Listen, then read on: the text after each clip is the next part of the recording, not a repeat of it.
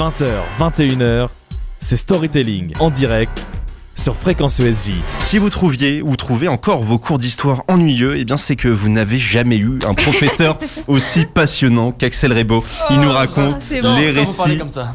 du calme quand même. Axel Reybaud nous raconte les récits épiques, les aventures incroyables et les records fous de personnes totalement inconnues au bataillon.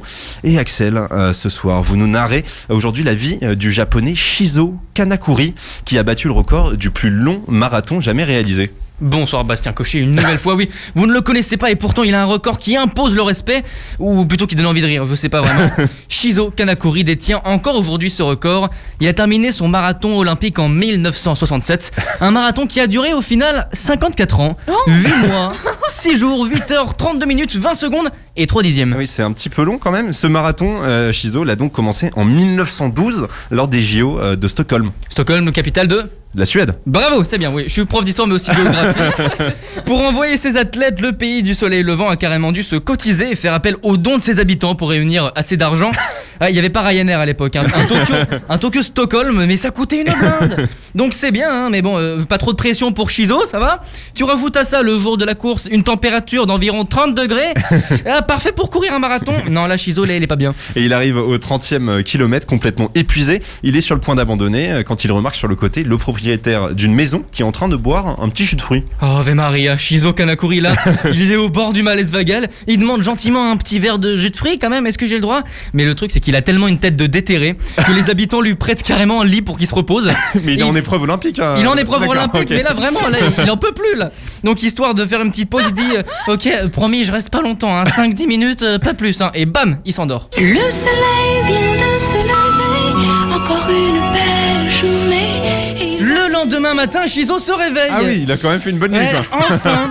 Ouais, les 5 petites 10 minutes de pause étaient un petit peu longues. Couvert de honte, il décide de disparaître complètement. Personne ne sait où il est passé. Il n'a jamais fini la course. Les organisateurs ne savent même pas où il se trouve. Shizo Kanakuri s'est complètement volatilisé. Et Shizo est en fait rentré discrètement au Japon sans prévenir personne. Il est officiellement porté disparu en Suède alors qu'il se terre dans son pays sans parler à personne. 50 ans plus tard, bonjour Shizo Kanakuri, c'est bien vous? Oui. Shizo reçoit une petite visite à domicile, celle de journalistes suédois qui ont mené l'enquête pendant environ 50 ans. Et donc ils ont enfin retrouvé ce fameux marathonien disparu et il le pousse à avouer la vérité parce que pour lui c'était tellement la honte, mais vraiment l'archemin.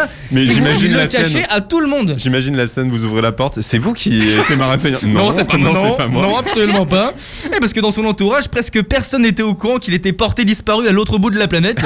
Shizo finit par sortir de l'anonymat et accepte enfin de terminer sa course. Et c'est en 1967 que la ville de Stockholm l'invite en Suède pour enfin conclure son marathon, débuté donc en 1912. Shizo Kanakuri reprend la course à 76 ans, là où il s'était arrêté. Il franchit finalement la ligne d'arrivée après 54 ans, 8 mois, 6 jours, 8 heures, 32 minutes, 20 secondes et 3 dixièmes. Ça fait très précis. Un petit peu long. Merci bravo à lui. Axel Reybaud. 20h, 21h, c'est Storytelling en direct sur Fréquence ESJ.